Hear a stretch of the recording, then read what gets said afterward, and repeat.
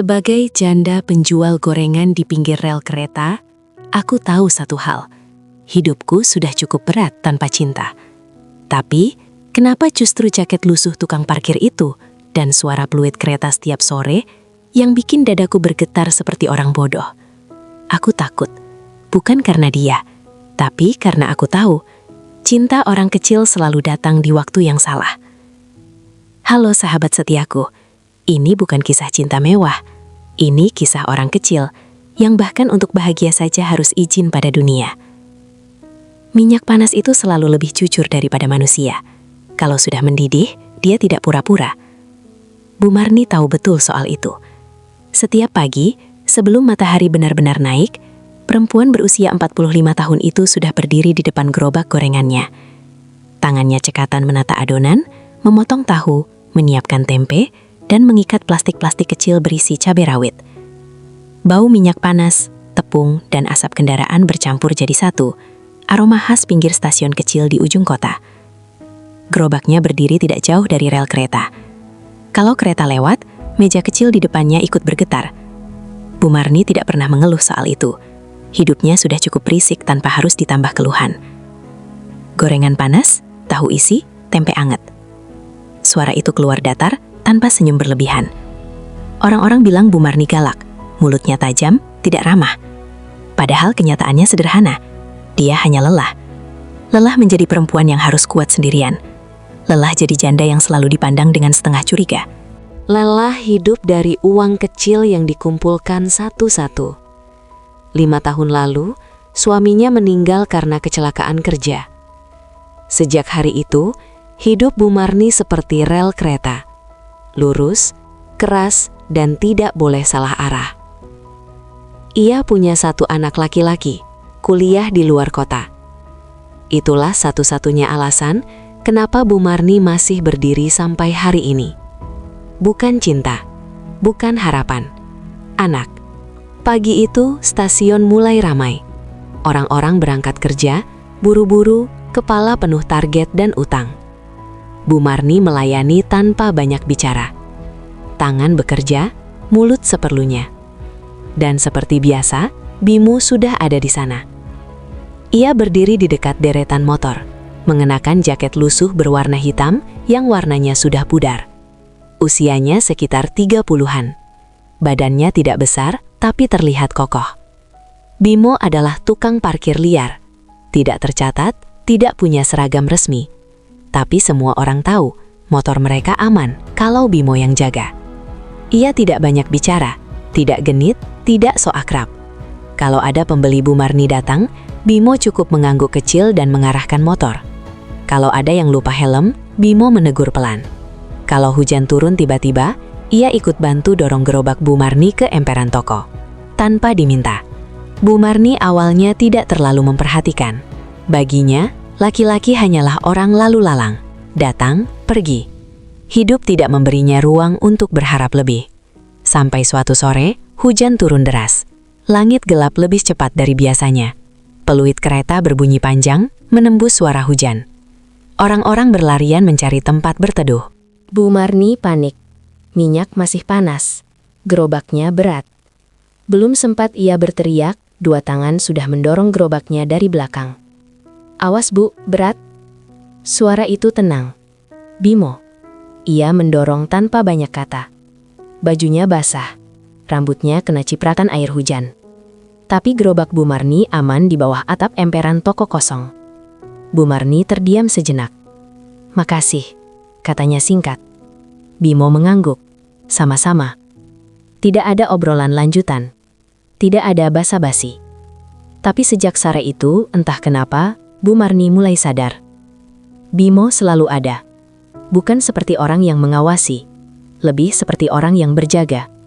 Setiap sore, saat dagangan hampir habis, Bimo selalu berdiri tidak jauh. Kadang membeli gorengan, kadang hanya duduk di bangku plastik, menunggu waktu maghrib. Bu Marni mulai merasa aneh. Bukan karena Bimo mendekat, tapi karena kehadirannya terasa normal. Tidak menuntut, tidak memaksa, dan itu berbahaya. Sebagai janda, Bu Marni tahu betul. Kedekatan sekecil apapun bisa jadi bahan cerita. Ia pernah melihat perempuan lain jatuh karena omongan. Ia tidak mau jadi bahan gosip, maka ia menjaga jarak. Nada bicaranya tetap datar, tatapan tetap dingin, tapi perasaan tidak pernah bisa diatur serapi gorengan. Suatu sore, Bimo datang membawa 2 gelas teh hangat. "Ini buat ibu," katanya pelan. Bu Marni mengernyit. "Saya nggak pesan." Bimo tersenyum tipis. "Saya tahu, tapi hujan dingin." Bu Marni ragu. "Nanti orang ngomong." "Biar," jawab Bimo singkat. "Yang penting ibu hangat." Kalimat itu sederhana, tapi entah kenapa, dada Bu Marni terasa sesak. Ia menerima teh itu tanpa berkata apa-apa. Sejak hari itu, dunia Bu Marni tidak berubah besar. Ia masih berjualan, masih hidup sederhana. Tapi ada satu hal kecil yang mulai bergeser. Ia tidak lagi merasa sendirian sepenuhnya. Dan justru itulah yang paling ia takuti. Karena Bu Marni tahu, kebahagiaan kecil seringkali membawa harga paling mahal. Peluit kereta kembali terdengar. Sore mulai turun. Bu Marni menatap rel kejauhan. Ia belum tahu bahwa hidupnya, yang selama ini lurus seperti rel itu, sebentar lagi akan diuji dengan belokan yang tidak pernah ia minta. Dan semua itu dimulai dari tukang parkir pendiam yang terlalu sering hadir tanpa diminta. Bu Marni mulai sadar ada yang berubah, bukan pada hidupnya, tapi pada cara ia menunggu sore. Dulu, setelah jam 4, ia hanya fokus satu hal, dagangan cepat habis lalu pulang. Tidak ada alasan untuk berlama-lama di pinggir stasiun. Bau asap, suara peluit kereta, dan debu jalanan bukan hal romantis untuk perempuan sepertinya. Tapi sekarang, jam 4 terasa berbeda. Bukan karena gorengannya lebih laku, bukan karena cuaca lebih bersahabat, melainkan karena satu sosok yang selalu ada di sudut yang sama. Bimo. Ia tidak pernah datang mendekat berlebihan, tidak pernah berdiri tepat di depan gerobak, tidak pernah duduk terlalu lama tanpa alasan. Ia hanya ada. Kadang berdiri sambil bersandar di tiang lampu, kadang duduk di bangku plastik sambil menunduk, memperhatikan motor keluar masuk. Kadang hanya berdiri diam, seperti patung yang hidup. Bu Marni memperhatikan itu tanpa sadar, dan itu membuatnya jengkel pada dirinya sendiri. Ngapain juga gue perhatiin? Dia cuma tukang parkir. Tapi hidup seringkali tidak peduli dengan penyangkalan. Suatu sore, seorang pembeli lupa mengunci motor. Baru sadar setelah beberapa langkah. "Bu, motor saya belum dikunci," katanya panik. Sebelum Bu Marni menjawab, Bimo sudah lebih dulu berdiri. "Tenang Pak, masih aman," katanya sambil menunjuk motor itu. "Saya jagain." Pembeli itu tersenyum lega. "Wah, makasih Mas." Bimo hanya mengangguk kecil. Bu Marni memperhatikan dari balik gerobak. Ia tidak pamer, tidak mencari pujian. Ia melakukan itu karena memang harus dilakukan. Sore berikutnya, gerobak Bu Marni hampir terguling karena roda tersangkut batu kecil di dekat rel. Bu Marni mendorong dengan tenaga sisa, wajahnya memerah. Tanpa sepatah kata, Bimo menghampiri. "Pelan Bu." Tangannya membantu mengangkat sisi gerobak. Gerakan mereka tidak bersentuhan lama, tapi cukup dekat untuk membuat Bu Marni refleks menahan napas. "Udah," kata Bimo setelah roda lepas. "Hati-hati, batu di sini suka geser." Bu Marni menunduk. Iya, tidak ada ucapan terima kasih. Bukan karena sombong, tapi karena Bu Marni tidak ingin memberi ruang lebih. Namun justru dari situlah semuanya menjadi rumit. Karena Bimo tidak pernah menuntut balasan. Ia tidak menunggu terima kasih, tidak menunggu senyum, tidak menunggu perhatian balik. Ia tetap berdiri di tempatnya. Hari demi hari, Bu Marni mulai mengenali kebiasaan Bimo. Ia tahu jam berapa Bimo datang, jam berapa ia istirahat, jam berapa ia biasanya menghilang sebentar untuk sholat maghrib di musola kecil dekat rel. Dan yang paling membuat Bu Marni resah, ia mulai merasa kehilangan saat Bimo tidak ada. Suatu sore, Bimo tidak muncul. Jam 4 lewat, jam 5 lewat. Bangku plastik di sudut kosong. Bu Marni berusaha tidak peduli. Ia melayani pembeli seperti biasa, tapi matanya terus melirik ke arah parkiran. Paling juga sakit, batinnya, atau pindah titik. Tapi dadanya terasa aneh. Saat hampir maghrib, Bimo akhirnya muncul. Jaketnya basah, rambutnya masih meneteskan air. "Kena apa?" tanya Bu Marni refleks, lalu langsung menyesal. Bimo terkejut sebentar, lalu tersenyum kecil. "Kehujanan, tadi bantu dorong mobil mogok di jalan sana." Bu Marni mengangguk. "Oh," hening. Lalu, entah dari mana datangnya keberanian itu, Bu Marni bertanya, "Kamu nggak capek?" Bimo menoleh. "Capek? Terus kenapa masih di sini?" Bimo diam sebentar, menatap rel kereta yang mulai gelap. "Karena di sini ada kerjaan," katanya akhirnya. Jawaban itu sederhana, tapi Bu Marni tahu ada hal lain yang tidak diucapkan. Sejak hari itu, percakapan kecil mulai muncul. Tidak panjang, tidak personal. Sekadar, dagangan laku, hari ini rame. Hujan kayaknya datang lagi. Kalimat-kalimat tidak penting, yang justru terasa penting. Bu Marni mulai sadar sesuatu yang mengganggu pikirannya. Ia tidak lagi menunggu pembeli terakhir. Ia menunggu waktu maghrib. Karena setelah maghrib, Bimo biasanya pamit. "Pulang dulu, Bu," katanya suatu sore. Bu Marni mengangguk. "Iya?" Bimo melangkah pergi. Dan untuk pertama kalinya, Bu Marni merasa sore terasa terlalu cepat habis. Malam itu, di rumah kontrakan, Bu Marni duduk di kursi kecil dekat dapur. Wajan masih berminyak, tangannya pegal. Tapi pikirannya melayang ke satu pertanyaan yang membuatnya gelisah. Sejak kapan gue peduli sama keberadaan orang lain? Ia memarahi dirinya sendiri. Gue janda, gue hidup dari gorengan. Gue nggak punya waktu buat hal beginian. Namun, hati jarang patuh pada logika.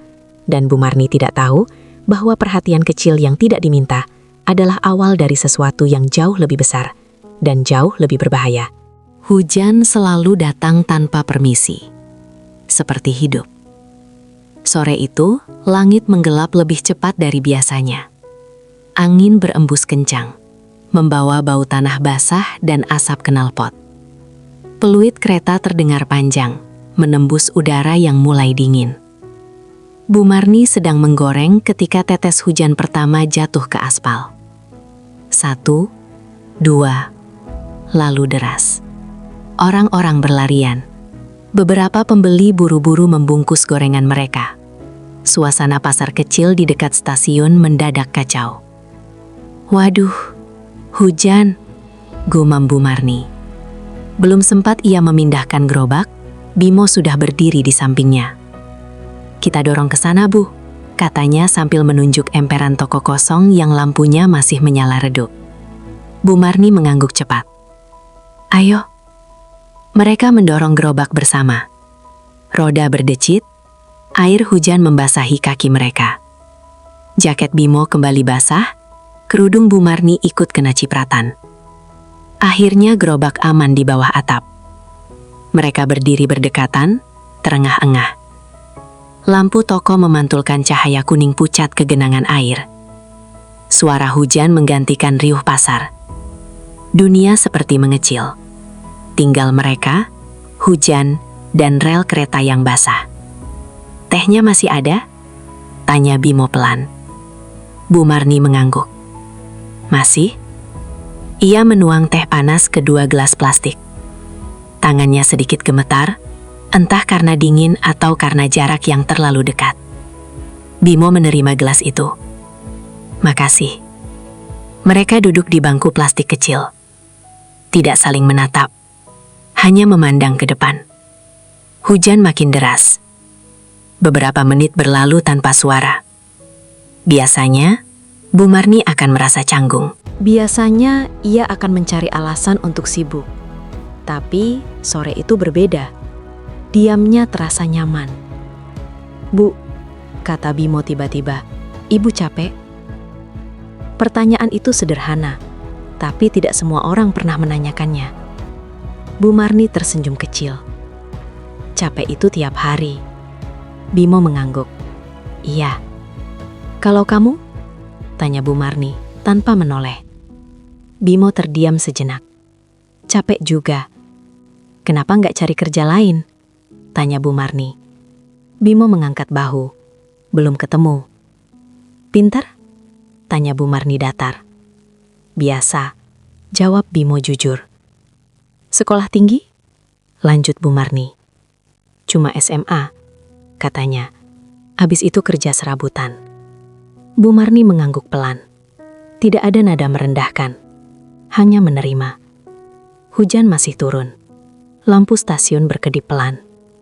Suami ibu? Bimo berhenti sejenak. Maaf kalau lancang. Bu Marni menarik napas panjang. Meninggal. Bimo menunduk. Maaf. Udah lama, kata Bu Marni. 5 tahun. Pasti berat, ujar Bimo. Bu Marni tersenyum pahit. Yang berat itu bukan ditinggal, tapi narusin hidup setelahnya. Bimo terdiam. Kalimat itu masuk terlalu dalam. Bu Marni melanjutkan. Suaranya lebih pelan. Orang pikir janda itu bebas. Padahal, tiap langkah diawasi. Bimo mengangguk pelan. Saya tahu. Bu Marni menoleh. Kamu tahu? Ibu selalu jaga jarak. Jawab Bimo. Itu tanda orang pernah disakiti. Bu Marni terkejut. Ia tidak menyangka Bimo memperhatikan sedalam itu. Hujan mulai mereda, tapi suasana di bawah emperan justru menghangat. Kenapa kamu selalu bantu saya? Tanya Bu Marni akhirnya. Pertanyaan yang selama ini ia simpan. Bimo menatap ke depan. Karena ibu nggak pernah minta. Jawaban itu membuat dada Bu Marni terasa penuh. Dan karena Bimo berhenti, lalu tersenyum kecil. Saya tahu rasanya berjuang sendirian. Bu Marni menunduk. Ia tidak ingin Bimo melihat matanya yang mulai basah. Kereta lewat dengan suara gemuruh. Rel bergetar. Lampu-lampu berpendar di genangan air. Saat hujan benar-benar berhenti, dunia kembali bergerak. Bimo berdiri. Saya pamit, Bu. Mau maghrib. Bu Marni mengangguk. Iya. Bimo melangkah pergi, lalu berhenti sejenak. Bu, katanya menoleh. Terima kasih sudah mau cerita. Bu Marni hanya mengangguk. Setelah Bimo pergi, Bu Marni duduk sendiri di bawah emperan. Gerobaknya masih hangat. Tehnya sudah dingin. Dan untuk pertama kalinya sejak 5 tahun terakhir, ia merasa didengar. Bukan sebagai janda, bukan sebagai pedagang, tapi sebagai manusia. Dan Bu Marni tahu, malam itu, sesuatu telah berubah. Bukan di dunia, tapi di dalam dirinya. Bu Marni tidak pernah merasa dirinya berubah. Ia tetap bangun pagi, tetap mengaduk adonan, tetap berdiri di depan minyak panas sampai sore. Tapi dunia di sekitarnya mulai melihatnya berbeda. Awalnya cuma lirikan. Pedagang sayur di seberang kios yang biasanya menyapa singkat, kini menatap lebih lama. Seorang ibu pembeli yang dulu sering bercanda, kini berbicara seperlunya lalu pergi cepat. Bu Marni merasakannya, tapi memilih tidak peduli. Ia tahu caranya bertahan, diam dan terus bekerja. Namun satu hal yang sulit ia kendalikan, kehadiran Bimo yang kini mulai diperhatikan orang. Setiap sore, Bimo tetap berdiri di tempatnya. Tidak lebih dekat, tidak lebih lama. Tapi karena konsistensinya, ia jadi terlihat. Mas itu kok sering banget ya di situ? Kayaknya bukan sekadar parkir deh. Janda sama tukang parkir, cocok juga. Kalimat-kalimat itu tidak pernah diucapkan tepat di depan Bu Marni. Tapi ia mendengarnya lewat pantulan suara.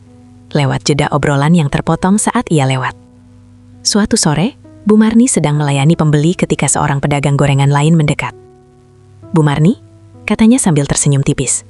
Sekarang kiosnya rame ya? Bu Marni mengangguk. Alhamdulillah. Rame karena gorengan atau karena penjaga parkirnya?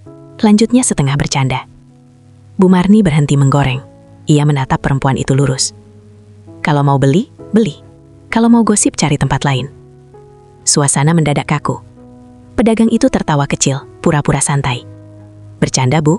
Terlalu mahal kalau bercanda pakai hidup orang, jawab Bu Marni datar. Sejak hari itu, bisik-bisik semakin jelas. Bimo juga mulai merasakannya. Ia tidak bodoh. Ia melihat tatapan orang-orang, mendengar potongan kalimat yang tidak sengaja dilontarkan terlalu keras. Sore itu, ia mendekati Bu Marni dengan ragu. "Bu," katanya pelan. Orang-orang mulai ngomong. Bu Marni menghela napas. "Saya tahu.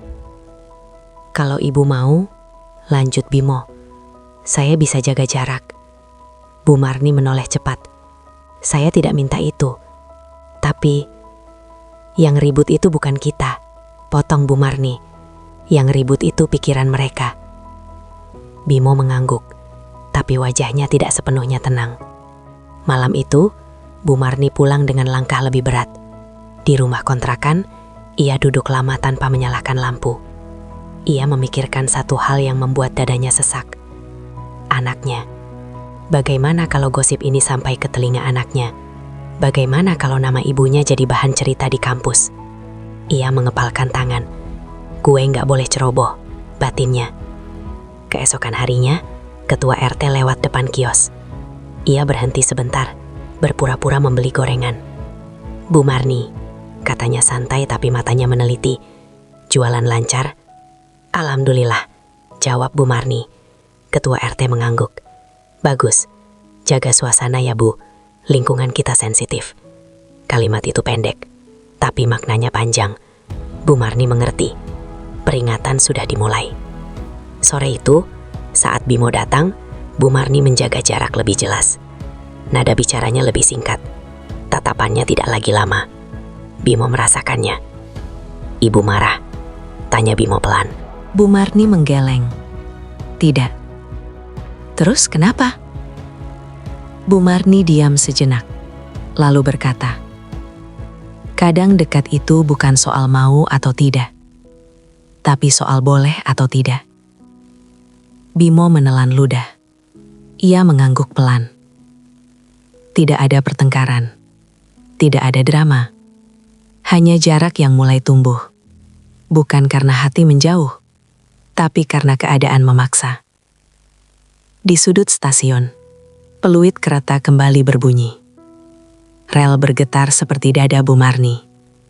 Ia tahu, ini baru awal. Bisik-bisik emperan telah berubah jadi tanda bahaya. Dan cepat atau lambat, akan ada harga yang harus dibayar. Gosip tidak pernah muncul dengan suara keras. Ia selalu datang pelan, tapi begitu tumbuh, ia membakar dari dalam. Bu Marni menyadarinya pada pagi yang terasa janggal. Ia baru saja membuka gerobak ketika dua pedagang di seberang tiba-tiba berhenti bicara. Bukan karena sibuk, tapi karena melihatnya datang. Ada jeda canggung, lalu obrolan dilanjutkan dengan suara lebih pelan. Bu Marni pura-pura tidak peduli. Ia sudah terbiasa hidup tanpa dipedulikan. Tapi kali ini beda. Seorang pelanggan langganan membeli gorengan tanpa senyum.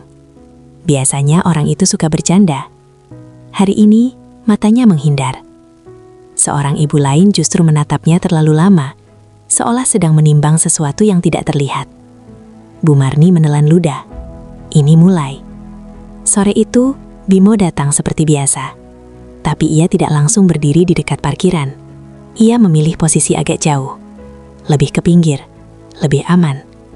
Bu Marni melihat itu, dan hatinya terasa nyeri. Seorang pedagang mie ayam lewat sambil tertawa kecil dengan temannya. Suaranya tidak diturunkan. "Sekarang stasiun rame ya, bukan cuma kereta, tapi ceritanya." Tawa kecil menyusul. Bu Marni menghentikan tangannya. Minyak masih mendesis, tapi dadanya lebih panas. Ia menatap lurus ke depan, berusaha menahan diri. Ia tahu, sekali ia meledak, ia yang akan disalahkan. Malam itu, di rumah kontrakan, Bu Marni duduk lama sambil memegang ponsel. Ia membuka grup warga. ada pesan-pesan baru. Tidak ada yang menyebut namanya, tapi semua arah cerita jelas. Sekarang janda tuh harus ekstra jaga diri. Kasian anaknya kalau ibunya jadi omongan. Bu Marni menutup ponsel. Tangannya gemetar. Nama anaknya kembali muncul. Bukan disebut, tapi diancam lewat makna. Keesokan harinya, gosip tidak lagi berupa bisikan. Ketua RT datang lagi. Kali ini tidak sendiri.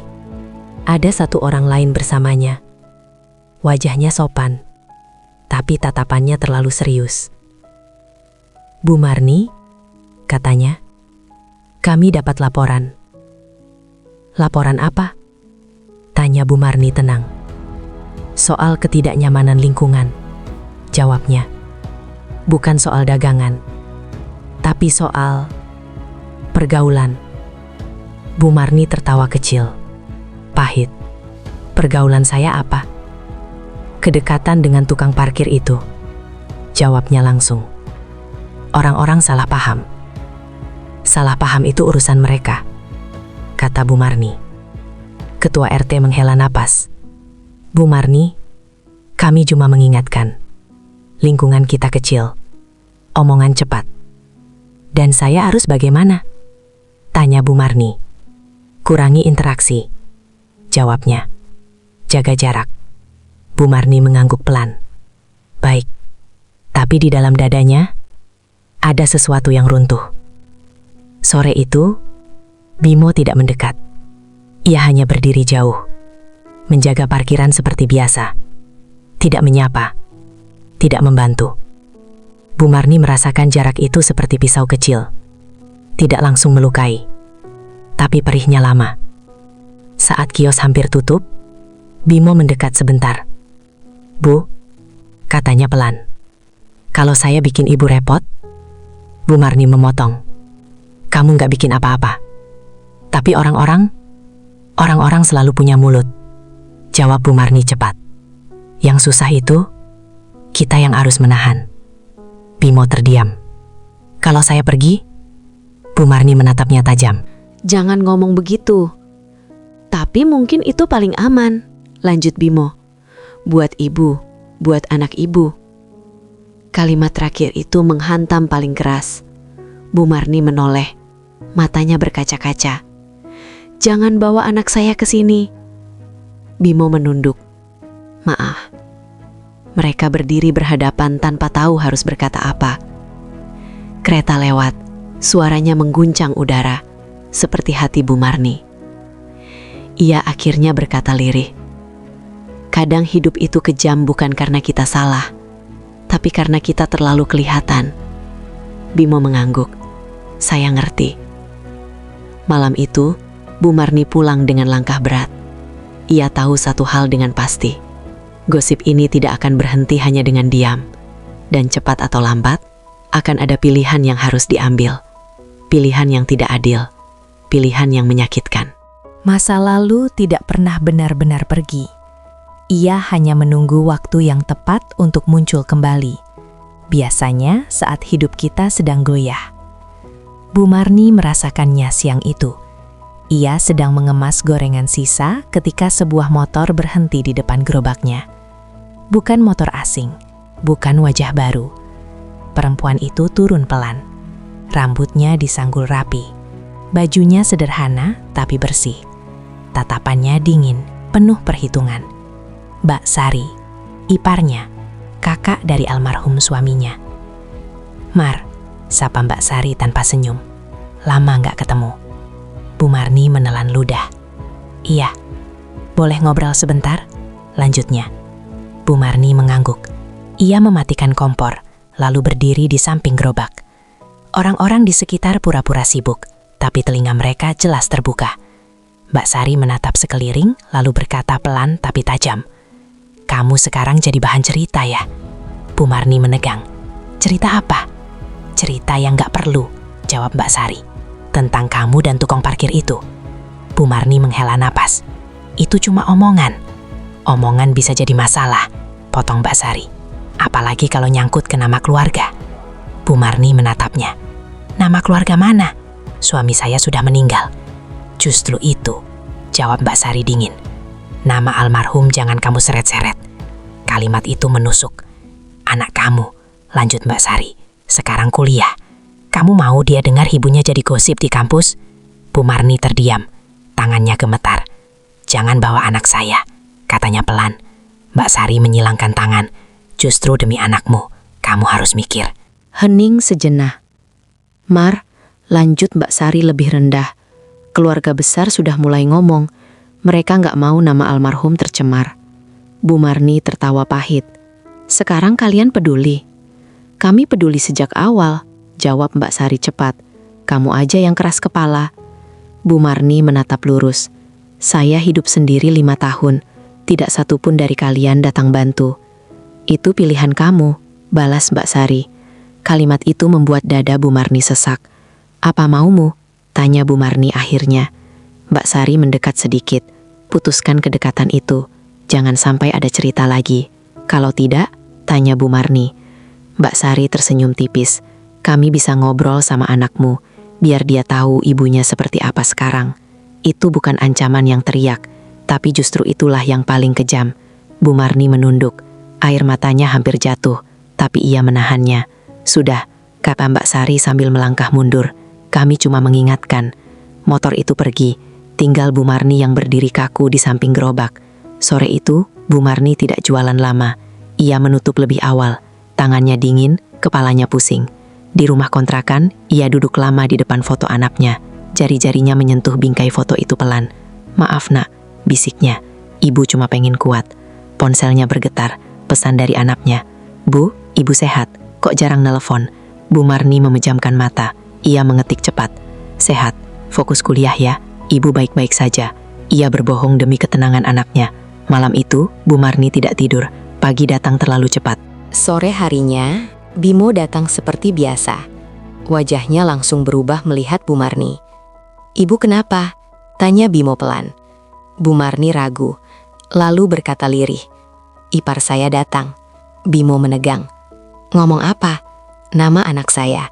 Jawab Bu Marni singkat. Bimo menunduk. Saya ngerti. Tidak, Bu Marni menggeleng. Kamu tidak ngerti rasanya kalau anak dijadikan sandera. Bimo terdiam lama. Apa yang ibu mau saya lakukan? Tanya Bimo akhirnya. Bu Marni menatapnya. Matanya basah. Saya belum tahu. Hening kembali turun di antara mereka. Di kejauhan, peluit kereta berbunyi panjang. Rel bergetah keras. Bu Marni sadar, ini bukan lagi soal perasaan. Ini soal bertahan atau hancur. Dan biasanya, yang harus dikorbankan adalah yang paling tidak punya kuasa. Kadang hidup tidak bertanya apakah kita siap. Ia langsung menekan titik terlemah dan menunggu kita menyerah. Bu Marni merasakannya sejak pagi itu. Udara stasiun terasa lebih panas dari biasanya. Matahari belum tinggi, tapi keringat sudah mengalir di pelipisnya. Ia membuka gerobak dengan perasaan yang tidak karuan. Tangannya bekerja, tapi pikirannya jauh. Nama anaknya terus terngiang. Setiap kali peluit kereta berbunyi, dadanya ikut bergetar, seperti ada peringatan yang tidak bisa dimatikan. Belum lama gerobak buka, ketua RT datang lagi. Kali ini tidak sendiri. Ada seorang pria berbadan besar di belakangnya, petugas keamanan lingkungan. Bu Marni, kata ketua RT, nadanya dibuat halus. Kita perlu bicara serius. Bu Marni mengangguk. Di sini saja. Mereka berdiri di samping gerobak. Beberapa pedagang pura-pura sibuk, tapi jelas telinga mereka menangkap setiap kata. Keluhan sudah makin banyak, lanjut ketua RT. Bukan cuma dari pedagang, tapi dari warga sekitar stasiun. Keluhan apa? Tanya Bu Marni, suaranya datar. Soal kedekatan ibu dengan tukang parkir itu, jawabnya. Lingkungan jadi tidak nyaman. Bu Marni tertawa pendek. Tidak nyaman karena apa? Saya tidak melanggar apapun. Petugas di belakang ketua RT berdehem. Masalahnya bukan hukum, Bu, tapi norma. Norma, kata itu lagi. Norma yang mana? Tanya Bu Marni. Saya janda, saya tidak selingkuh, saya tidak merugikan siapapun. Ketua RT menghela napas. Bu Marni, kami tidak ingin ini berlarut-larut. Maksudnya? Tanya Bu Marni. Kami minta ibu benar-benar menghentikan interaksi dengan Bimo.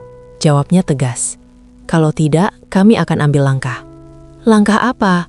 Tanya Bu Marni, menahan getar di suaranya. Izin berdagang bisa kami tinjau ulang, jawabnya.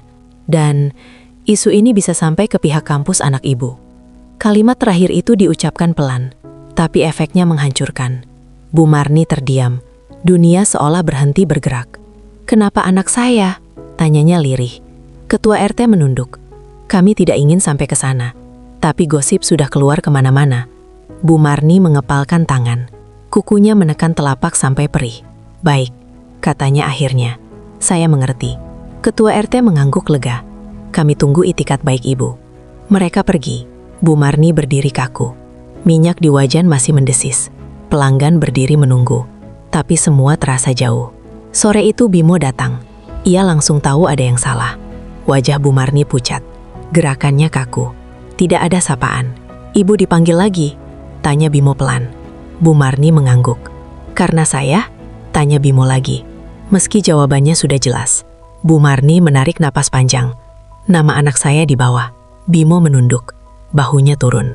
"Kalau begitu," katanya pelan tapi tegas, "saya harus pergi." Bu Marni menatapnya cepat. "Jangan putuskan sendiri. Ini bukan soal saya lagi," jawab Bimo. "Ini soal anak ibu." Bu Marni terdiam. Air matanya jatuh tanpa bisa ditahan. "Saya capek selalu harus milih," katanya terbata.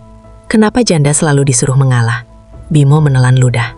Karena dunia lebih kejam ke orang yang sendirian. Mereka berdiri berhadapan.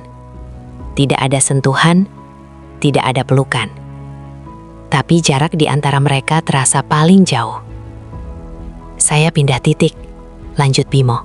"Keluar daerah, minggu ini." Bu Marni mengangguk pelan. Dadanya terasa seperti kosong. "Ini yang terbaik," kata Bimo. "Untuk siapa?" tanya Bu Marni. Bimo tidak menjawab. Karena mereka berdua tahu, tidak ada yang benar-benar menang di situasi ini. Malam itu, Bu Marni menelpon anaknya. "Ibu," kata suara di seberang. "Kenapa suaramu aneh?" Bu Marni tersenyum. Meski air mata jatuh. "Ibu cuma capek." "Kalau capek istirahat," kata anaknya polos. "Aku di sini baik-baik saja." Bu Marni menutup mata. "Demi kamu," batinnya. Ibu sanggup kehilangan apapun. Sore terakhir sebelum Bimo pergi, mereka tidak banyak bicara. Hanya berdiri dalam diam. Menyadari bahwa keputusan sudah dibuat. Bukan oleh mereka, tapi oleh keadaan. Dan saat peluit kereta berbunyi panjang, Bu Marni tahu, ini adalah awal dari perpisahan. Perpisahan tidak selalu ditandai tangis. Kadang ia datang dengan keheningan yang terlalu rapi, seolah hidup ingin pura-pura tidak terjadi apa-apa. Pagi itu, Bu Marni membuka gerobak lebih awal dari biasanya. Langit masih pucat. Rel kereta basah oleh embun. Stasiun belum ramai. Suara peluit belum terdengar. Ia sengaja datang pagi, karena ia tahu jika menunggu sore, hatinya tidak akan sanggup. Gerobak ditata rapi, minyak dipanaskan, tangannya bekerja otomatis, tapi pikirannya kosong. Tidak ada rencana, tidak ada harapan. Dan seperti yang sudah ia duga, Bimo datang pagi itu. Bukan dengan jaket lusuh yang biasa, ia mengenakan kemeja sederhana, celana bersih, dan sepatu yang terlihat baru disikat. Helm di tangannya bersih, tidak ada debu. Ia tidak lagi tampak seperti tukang parkir. Ia tampak seperti orang yang akan pergi jauh. "Bu," sapanya pelan. Bu Marni menoleh. Dadanya bergetar, tapi wajahnya tetap datar. "Kamu datang pagi?" "Iya," jawab Bimo. "Mau pamit." Satu kata itu, pamit, jatuh pelan tapi menghantam keras. Bu Marni mengangguk. Duduk. Mereka duduk di bangku plastik kecil dekat gerobak. Matahari mulai naik. 1-2 orang lewat, tapi tidak ada yang memperhatikan. "Besok saya berangkat," kata Bimo. "Keluar kota. Ada kenalan yang nawarin kerja." "Bagus," jawab Bu Marni cepat, terlalu cepat. Bimo tersenyum tipis. "Iya?" Hening. Tidak ada yang tahu harus berkata apa. "Bu," kata Bimo agu, "kalau nanti orang tanya, bilang saja saya pindah kerja." Bu Marni mengangguk. "Tidak perlu jelasin apa-apa. Terima kasih." kata Bimo. Untuk apa? Tanya Bu Marni. Untuk tidak pernah bikin saya merasa kecil, jawab Bimo jujur. Bu Marni menunduk, matanya panas. Kamu juga, katanya lirih. Jangan ngerasa sendirian. Bimo berdiri, mengenakan helm, menatap Bu Marni sebentar. Cukup lama untuk mengucapkan banyak hal tanpa kata. Jaga diri, Bu. Bu Marni mengangguk. Kamu juga. Bimo menyalakan motor. Suaranya memecah pagi yang sunyi. Ia melaju pelan. Tidak menoleh lagi. Bu Marni berdiri lama. Tangannya memegang tepi gerobak erat-erat. Seolah itu satu-satunya hal yang menahannya tetap berdiri. Ia tidak mengejar. Tidak memanggil. Tidak menangis. Karena ia tahu, jika ia melakukan salah satu dari itu, ia akan meminta sesuatu yang tidak boleh ia miliki. Hari itu berjalan seperti biasa. Pembeli datang, gorengan laku, kereta lewat, peluit berbunyi. Tidak ada yang tahu bahwa pagi itu, sebuah kemungkinan telah berakhir. Sore hari, bangku plastik itu kosong. Dan kosongnya terasa berbeda. Malamnya, di rumah kontrakan, Bu Marni duduk lama di kursi dapur. Lampu redup. Wajan masih berminyak. Ia merasa kehilangan. Bukan orang, tapi rasa ditemani. Dan kehilangan seperti itu tidak punya tempat untuk diceritakan.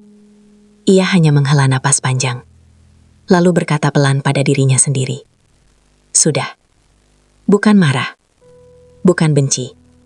Hanya menerima. Karena perpisahan tanpa teriakan adalah perpisahan yang paling lama sembuhnya. Waktu tidak pernah menunggu siapapun. Ia berjalan terus, bahkan ketika hati memilih berhenti sejenak. Sudah hampir 3 bulan sejak pagi itu. Sejak Bimo pergi tanpa menoleh. Sejak bangku plastik di samping gerobak kembali menjadi benda mati. Bu Marni tetap berjualan. Bangun pagi, mengaduk adonan, memanaskan minyak, menyapa pembeli seperlunya. Semua tampak sama dari luar. Tidak ada yang berubah.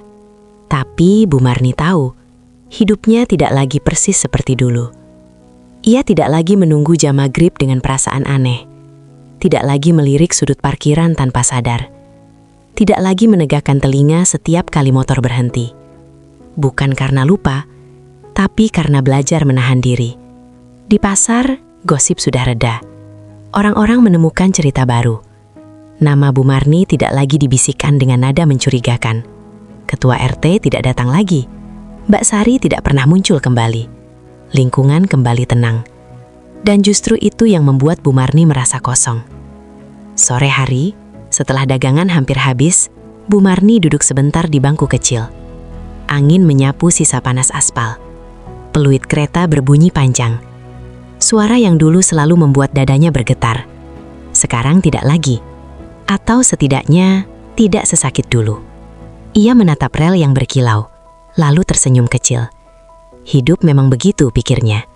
Kalau kita terlalu berharap, kita yang terluka. Malam-malamnya kini diisi hal-hal sederhana. Membersihkan rumah, menyeduh teh, mendengarkan radio tua yang kadang berisik. Anaknya menelpon lebih sering. Ibu capek nggak? Tanya suara itu dari seberang. Capek sedikit, jawab Bu Marni jujur. Tapi ibu senang kamu baik-baik. Ia tidak bercerita tentang Bimo. Tidak perlu. Anaknya tidak perlu tahu bahwa ibunya pernah hampir menyerah pada perasaan. Sementara itu, di kota lain, Bimo juga menjalani hidup barunya. Ia bekerja lebih teratur. Jamnya panjang, tapi jelas. Tidak lagi berdiri berjam-jam tanpa kepastian. Uangnya tidak banyak, tapi cukup. Sesekali saat malam terlalu sunyi, pikirannya melayang ke stasiun kecil itu, ke gerobak gorengan, ke suara perempuan yang tidak pernah manja, tapi selalu jujur. Ia tidak menyesal pergi. Ia tahu itu keputusan paling aman. Yang ia sesali hanya satu hal. bahwa dunia tidak memberi ruang bagi orang kecil untuk memilih bahagia tanpa syarat. Suatu hari, pasar mengadakan kerja bakti kecil. Bersih-bersih sebelum musim hujan. Pedagang berkumpul, tertawa, saling bercanda. Bu Marni ikut membantu. Di tengah keramaian itu, sebuah motor berhenti di pinggir jalan. Bu Marni tidak langsung menoleh, sampai suara itu terdengar. Bu Marni? Ia mengangkat kepala. Bimo. Tidak dengan jaket parkir. Tidak dengan helm lusuh. Ia mengenakan kemeja sederhana, celana rapi, wajahnya lebih kurus, tapi lebih tenang. Waktu seperti berhenti 1 detik. Arif. Bu Marni hampir salah menyebut nama. Lalu berhenti. Bimo. Bimo tersenyum kecil. Iya. Kamu, Bu Marni ragu. Lewat? Iya, jawab Bimo. Ada urusan. Niatnya cuma mampir. Mereka berdiri agak jauh. Tidak terlalu dekat, tidak terlalu kaku. Kiosnya masih ramai, kata Bimo. Masih, jawab Bu Marni. Seperti biasa. Hening sebentar. Kamu kelihatan lebih sehat, kata Bu Marni akhirnya. Bimo tersenyum. Ibu juga? Tidak ada pertanyaan kenapa pergi. Tidak ada penyesalan yang diucapkan. Hanya 2 orang dewasa yang tahu. Apa yang pernah ada, tidak perlu diulang untuk diakui. Saya nggak lama, kata Bimo. Cuma mau bilang, makasih. Makasih apa? Tanya Bu Marni. Karena pernah bikin saya ngerasa cukup, jawab Bimo jujur. Bu Marni mengangguk. Matanya berkaca-kaca, tapi senyumnya tulus. Hati-hati di jalan, katanya. Bimo mengangguk. Ibu juga. Motor itu pergi. Pelan, tanpa drama. Bu Marni berdiri lama, lalu kembali bekerja. Dadanya tidak sesak, hatinya tidak runtuh. Ia akhirnya paham. Beberapa pertemuan memang tidak ditakdirkan lama, tapi cukup untuk mengubah cara kita memandang hidup. Dan perubahan itu tidak selalu menyakitkan. Tidak semua cinta ditakdirkan untuk disimpan. Sebagian hanya singgah. Cukup lama untuk mengajarkan arti bertahan, lalu pergi sebelum berubah jadi luka yang lebih dalam. Pagi itu, Bu Marni membuka gerobak dengan perasaan yang tenang. Tidak berdebar, tidak gelisah. Udara stasiun terasa biasa saja, dan justru itu yang membuatnya terasa ringan. Minyak dipanaskan, adonan digoreng. Peluit kereta terdengar seperti irama lama yang sudah ia hafal. Ia menyadari sesuatu yang penting. Hidupnya tidak kembali seperti sebelum Bimo hadir, tapi juga tidak hancur karena Bimo pergi. Ia berubah. Bu Marni kini lebih pelan pada dirinya sendiri. Tidak lagi memarahi hidup setiap kali lelah. Tidak lagi merasa harus selalu kuat tanpa jeda. Bangku plastik di samping gerobak kembali ia letakkan di tempat semula. Bukan untuk menunggu siapapun, hanya sebagai tanda bahwa ia tidak menyesali apa yang pernah ada. Di rumah kontrakan, malam-malamnya terasa lebih ramah. Ia menata ulang dapur kecilnya, mengganti taplak meja, menyiram tanaman yang hampir mati. Hal-hal kecil yang dulu terasa sia-sia, kini terasa cukup. Anaknya pulang sebulan kemudian. Mereka makan bersama di dapur sempit itu. Tidak mewah, tapi hangat. Ibu kelihatan lebih tenang, kata anaknya sambil tersenyum. Bu Marni mengangguk. Ibu belajar. Belajar apa? Tanya anaknya. Belajar melepas tanpa membenci, jawab Bu Marni pelan. Anaknya tidak sepenuhnya mengerti, dan Bu Marni tidak ingin menjelaskan lebih jauh, karena ada cerita yang tidak perlu diwariskan. Cukup dipelajari sendiri. Di kota lain, Bimo juga melanjutkan hidupnya. Ia bekerja lebih stabil, menabung sedikit demi sedikit.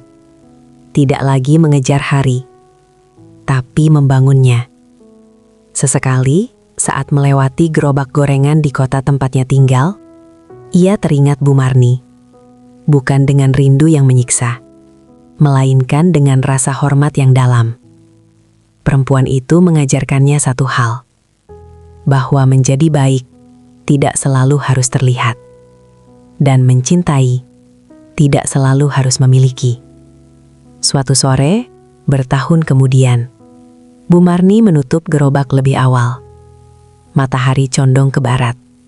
Stasiun mulai lengang. Ia duduk sebentar di bangku plastik itu, menatap rel yang berkilau.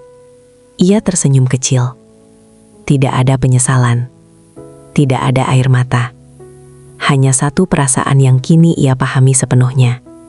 Cinta orang kecil sering kalah. Bukan karena salah, tapi karena dunia terlalu sempit untuk memberi ruang. Dan tidak apa-apa, karena Bu Marni tahu, ia telah memilih dengan benar. Sebagai ibu, sebagai perempuan, sebagai manusia yang berhak tenang, ia berdiri, mendorong gerobaknya pulang, melangkah pelan ke hidup yang terus berjalan, tanpa berharap, tanpa membenci, tanpa kehilangan diri sendiri.